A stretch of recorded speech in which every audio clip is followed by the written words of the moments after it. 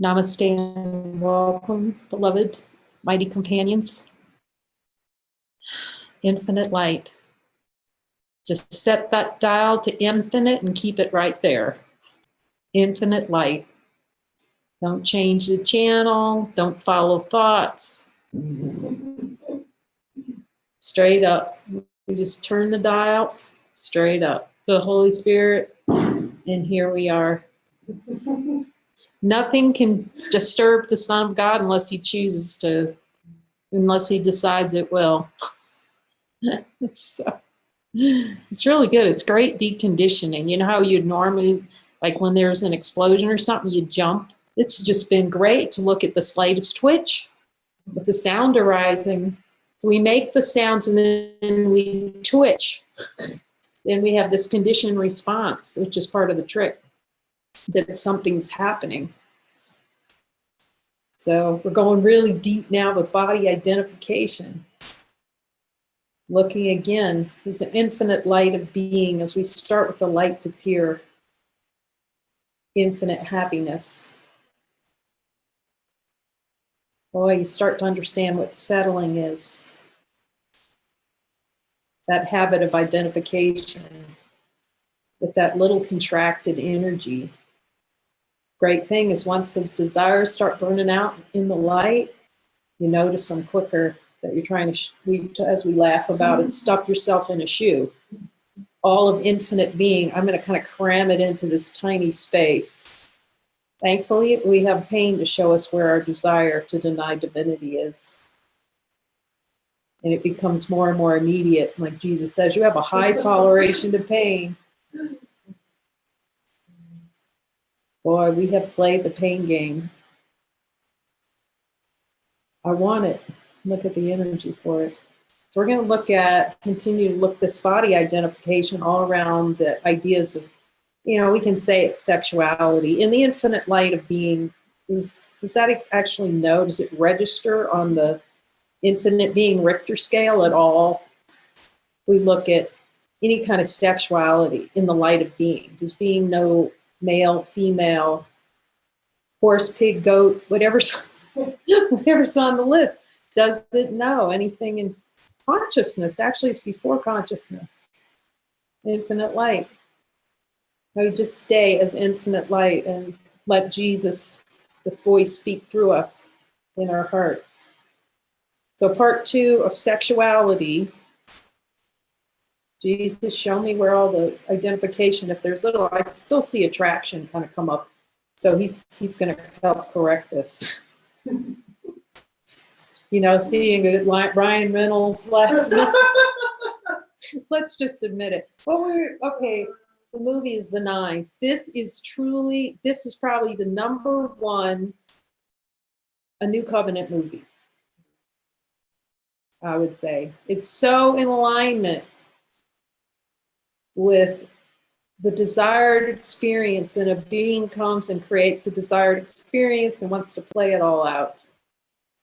Then he takes his shirt off so he can look at any kind of attraction, any energy. But we can look at that, it's helpful. What are we attracted to when we see that? I had a talk with Jesus. What exactly is being attracted to what? The divine light? No, it's like a little trick in consciousness. Just like be with that energy, like a picture of Ryan Reynolds without a shirt off.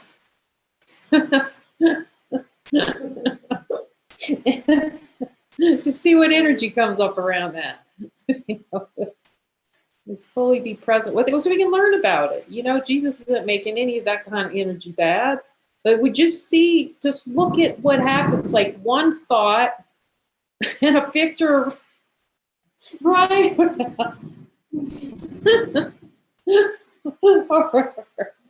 or other male takes their shirt off. Or in the case of a female, it might be looking at a female body.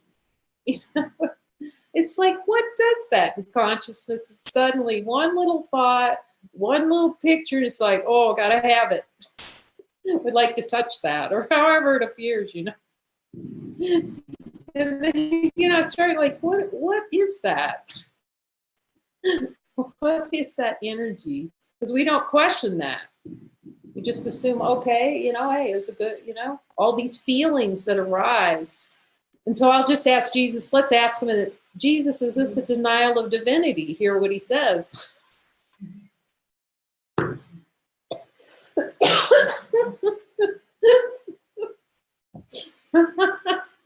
Oh, it's a play in consciousness.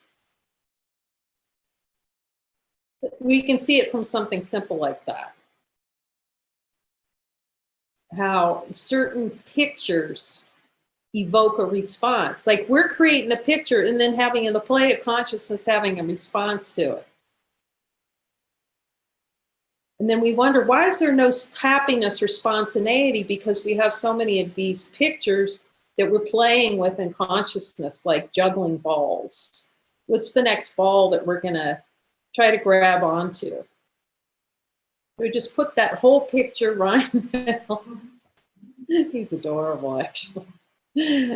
Put that whole picture in the light of divine being. And just see what happens with it. Jesus, like I said, God's not denying us anything. We're just seeing what's true. That's it, light of being. Where's the attraction? It's really the attraction to God, hidden seemingly in a picture in our minds. It's a desire for union, but it's a miracle impulse going sideways.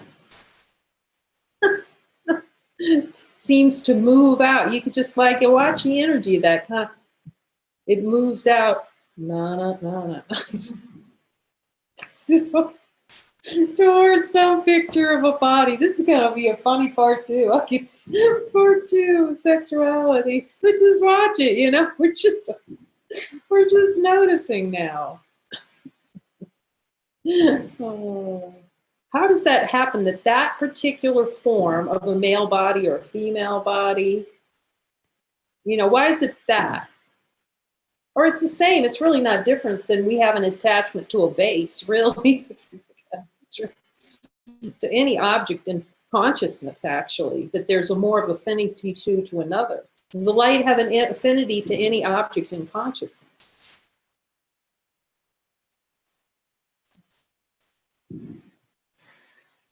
And it was really beautiful. I was talking about the interview with Ryan Reynolds about making the movie, and he's talking about this being and how this being wanted to have experiences in form. That's what the movie's about, a series of experiences in form. It is so, so perfect, because he even talked about this attraction to Melissa McCarthy that was beyond a, physical attraction. It's like that being wanted to be around another being in the form of Melissa McCarthy. So over and several other beings. So it's sort of like Cloud Atlas, it's a group. You start to see, oh, this is a group of characters that I've wanted to play with over time. My mother is my daughter in another lifetime. My dad is my jailer in the 1500s. I was in the dungeon in the 1500s. However that appears, it's all just these continuing successive dreaming in which we're attracted to characters. So this is what Jesus says. I really asked for this, I wanted to be clear, and he delivered this out. When you join through bodies, it is an attempt to prove you are separate from your creator. So whatever this attraction is, so the seemingly form of Ryan Reynolds, or however quote unquote attraction occurs, it's an attempt to prove separation from creator, that there's an other to be attracted to. That a figure in a dream is more desired to us in the experience of infinite happiness. What should say? It kind of seems ridiculous at some point. Kind of, wait, what am I doing?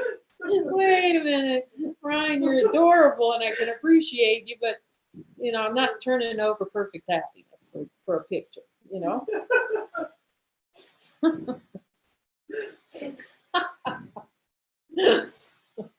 Just admit where the desires are. So attempt to prove you're separate from your creator. Let's just ask the divine being, is that picture of Rhino Reynolds in the mind? Which is ask the light of being, and hear what it says. The attraction to that form, if it occurs or arises, whatever form, we can take a picture. There's lots of, you know, things we've been attracted to over time. Is that a desire for an experience separate from our creator? Just hear what Jesus says.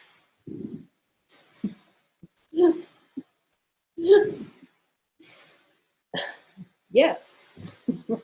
The words used around sexual activity, private, behind closed doors, there's exclusivity and specialness in it. Can we find anywhere in consciousness actually that sexuality, I'm looking for it. Well, Jesus is just plain telling me. I don't have to look. Is there any sexual activity that isn't exclusive? And it has some kind of exclusivity and specialness in it. I can't find a way for that to happen. Actually, now that I've looked at it with Jesus. In the light of divine being,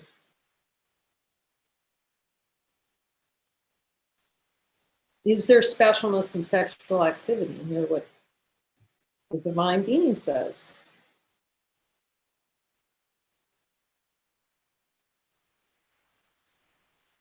There has to be desire. You can't have sex without desire. I can't find a way anyway. Like Jesus, no, you have to, there has to be an attraction to something, right? There has to be attraction to a body part, an attraction to another body, to another form, to an attraction to, and it's very outcome focused, you know, on the pleasure of it, the pleasure of the experience of it. It is an, okay, he says it right here. It is an active desire for specialness. Trace the feelings back to source. This is the desire for the experience of shame and guilt. So we just ask, in the divine light of being, is sexual activity a desire for shame and guilt? And just hear it. Is there any time when sexual activity, I mean, he says it in the Ur text, the only pure sexual act was his conception. The Immaculate Conception was pure of God.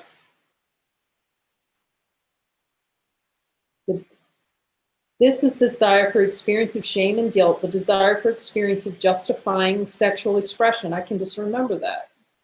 Oh, you know, wanting it, it's justified, gotta have it. The desire to experience limitation when sex seems to be denied. You could see it if you get any tension while just reading that sentence, or reading this chapter. If there's any tension whatsoever, then it's identification with the body that's being undone. The slightest tension, reading this chapter, is body identification. Yeah. Look closely at all the desires around the body. The desire to experience others as attracted to you. The desire to see the attraction to another. The male form, the female form, whatever is that we're attracted to in sexuality. Jesus is saying, you know, it's not just sex. But this is such a potent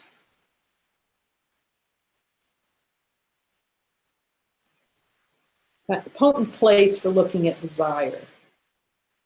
So many beliefs. What was the something you were telling me? It reminded me of some of those, you know, I have to. Or someone, after we did the whole sexuality chapter, said, Yes, when I was younger, I just could not control it. I had to go masturbate or else. Again, we have to see it in innocence, and then for each of ourselves, see it for what it is. It's a miracle impulse that's going sideways. We're jumping the track of divinity to go for a body-to-body attempt to join instead of going straight up. We're just going sideways with another body for experience. It's experience hunting in form. The desire to be attracted to some bodies, can that actually occur without attraction to another body? I can't find a way. So like go around looking for bodies to be attracted to. It's like, it doesn't, but that's if that's the standard, which I feel that is the only standard, infinite light that we are. Is it repelled by somebody's infinite light? Yet within consciousness, we have this experience. We look and we notice out there, there's a body out there of not a good shape or a form, and just feel the energetic investment in you know, which is ourselves. So we just have that reaction to ourselves. So it's hilarious. So here's an expression of divinity, that picture of Ryan Reynolds, and we're actually, it's an attraction to ourselves because there's only one. In the divine light, is there more than one? So can we be attracted to anything other than ourselves? Little mind warp right there. The desire to be attracted to some body parts more than others. Is any sexuality, I mean, is it possible? Because you can see it, you know, there's certain body parts, like their legs, like their back, like their butt, whatever, like their eyes, like the hairs on their head. Don't like some hair on their back. It's such a too much hair on the back. Look at the lips. Of repelling, you know. Ugly looking feet.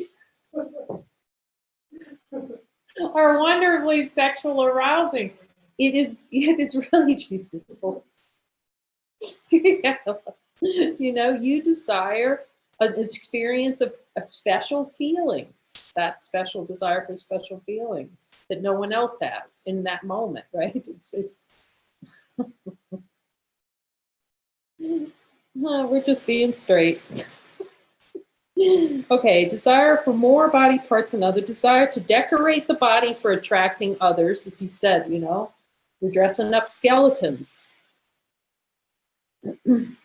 Be more attractive. Why did we wear this? Did we wear it because it's a divine expression, or we're trying to get the guy next door, to come over, you know? You can see all that behind it, you know? Oh my gosh, I'll be liked because it puts a because on everything that we do. Because someone will think I'm really, you know, sexy, attractive.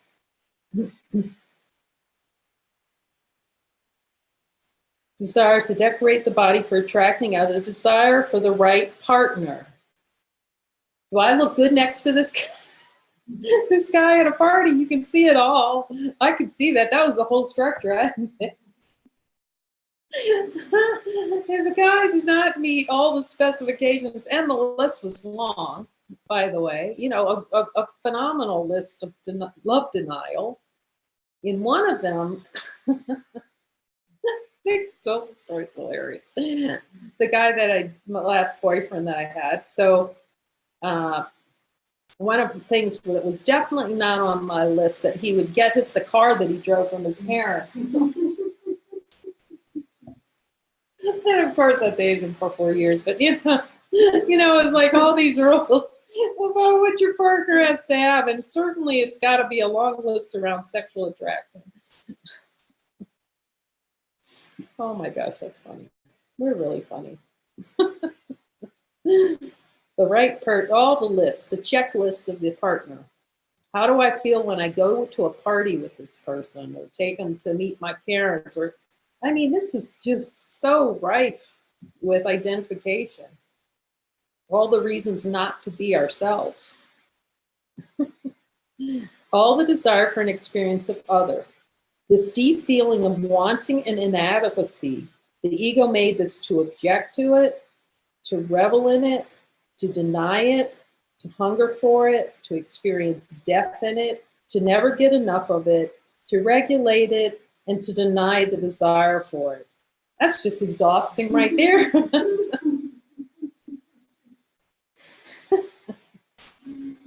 look at it, the reflections in consciousness on it. It's regulated. You're going to regulate it through law. You're going to object to it, except in certain circumstances, which makes it okay. Certain kinds of interactions. Then to revel in the experience of it, but then to deny it. No, I'm not having any. I'm holding back. I'm not giving you any, you know. So, to hunger for it, really want it, to experience death in it. It is death. Is it death, Jesus? No. It's definitely death. Is there anything other than death in that? No. It says, never get enough of it, and to regulate it and deny it, then deny the desire for it. How is peace found in this? That's the fundamental question. Just can't be. In the divine light of being, can peace found in this? With all these energies playing like this, without really seeing where union is. Each of these is the call for union. The recognition of divinity, then it's denied by following the energy of it and trying to get the fulfillment through death. The desire for the experience, trying to get salvation, right? Salvation through body storing. I'll be saved. You're creating another character. Let me look at this. The light of divine being. You're creating the character of Ryan Reynolds or whatever character it is. Who are you having sex with? This is such a good question. In the divine light of being, who are we having sex with? Ourselves. A reflection of consciousness of ourselves, a little of our design. Went out and painted a little avatar, gave him all the features that we could like and dislike at the same time.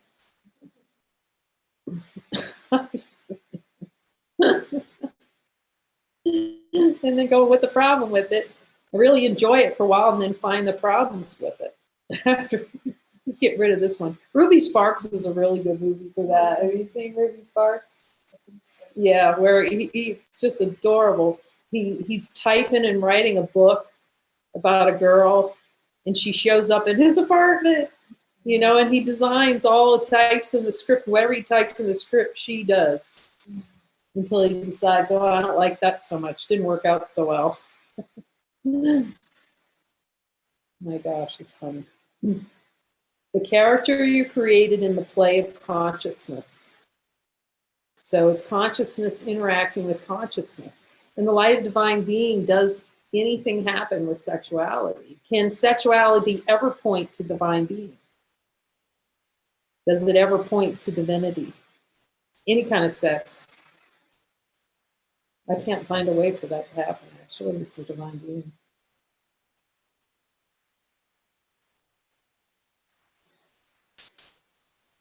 Sex is a self-imposed experience of limitation, an experience of wanting more and attempting to experience completion through an act of the body.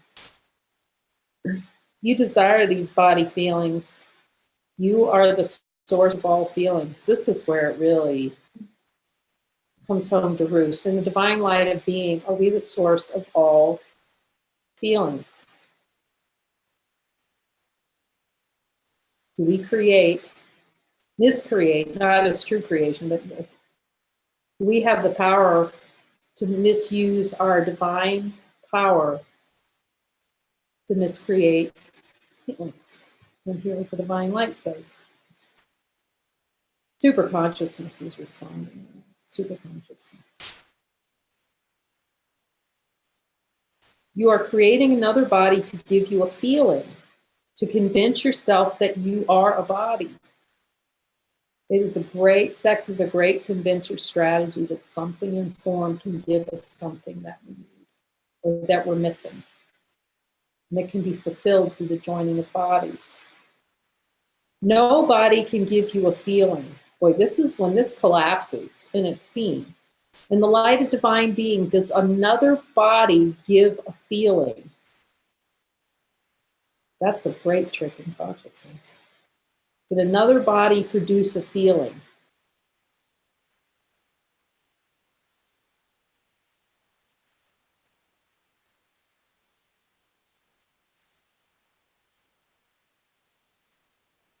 In the light of divine being, does this body produce a feeling? Consciousness produces a feeling, and then to hide from itself, it pretends like it's happening in a body. That something outside of itself is doing that, that it's responding to something outside of itself. That is ingenious, really. Thankfully, it's not smarter than God is.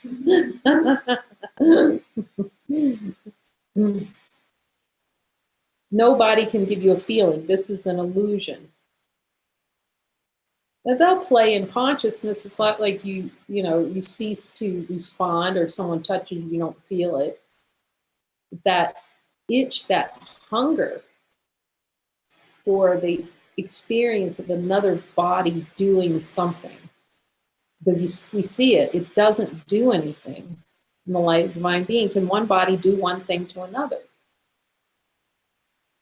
This is a really great way to look through body identification. Right here, this is a hot chapter.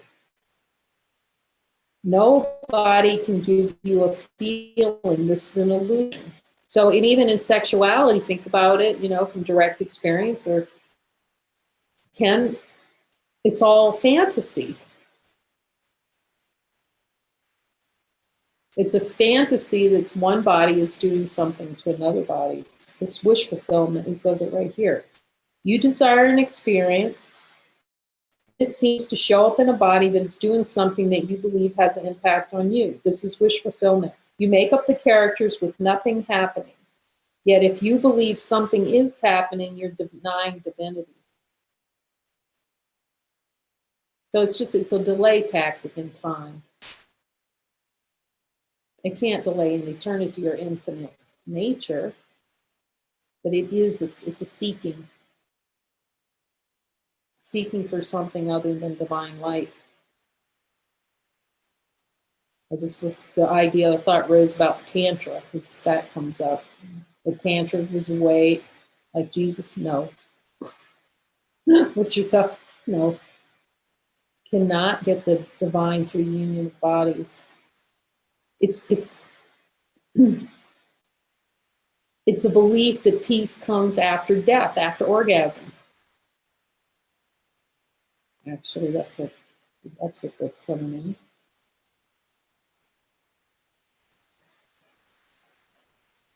It's the height, trying to get peak pleasure through bodies as a way to the divine, the belief in salvation through bodies joining. This is a denied divinity device within consciousness. I guess that's pretty good. Listen to sideways. Superconsciousness, and thus the Father, superconsciousness being the Christ communications function, is a Father union is silence, is infinite what is. Does not call for this in any way, shape, or form for reunification, because what is unified is already here.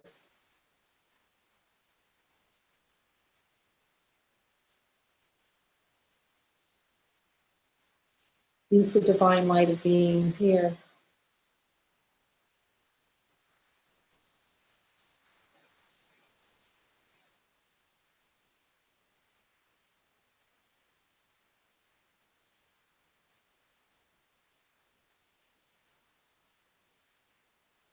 Jesus, will you show me any more body identification around body forms?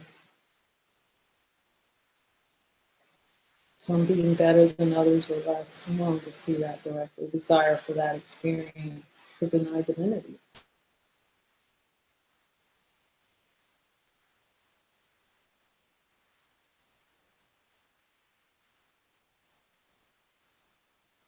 any kind of cherished memories either, too. Replaying old memories of interactions with.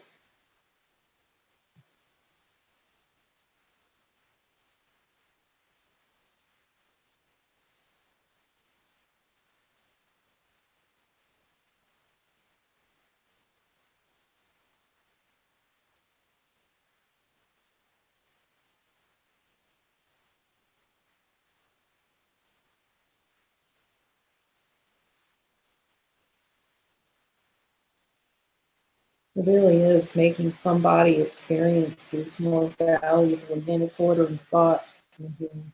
Ordering thought. It's ordering certain experiences over other experiences. I was in the kitchen and I heard the song, I'm gonna get you on a slow boat to China, all alone by myself. Yeah, obviously I can't remember the tune so well. It played better in my head than it's coming out. But be that as it may, and I just realized that is the slow boat. Jesus is offering a 747, you know. Go to love immediately. Don't take the slow boat to China. All myself, all alone, that cry.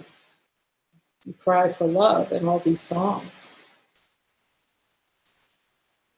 So I thank Jesus for this deep look at the denials, any denials around body identification, so that through the energy of other, that there's an other.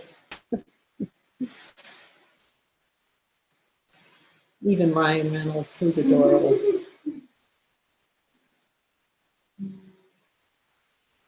We can see how this can deny the light within, and the light within, that being that reflection in the mind.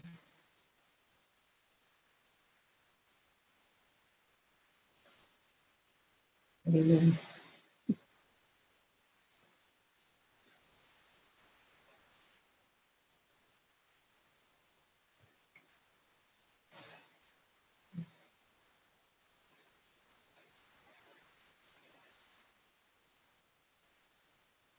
No more false idols for the Son of God. You're too holy.